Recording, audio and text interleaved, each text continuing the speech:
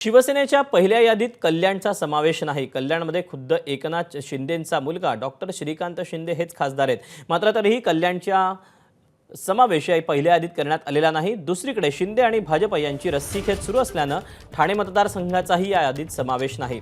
त्याशिवाय नाशिक, यवतमाळ, वाशिम, मुंबई उत्तर पश्चिमचा देखील समावेश टाळलेला आहे।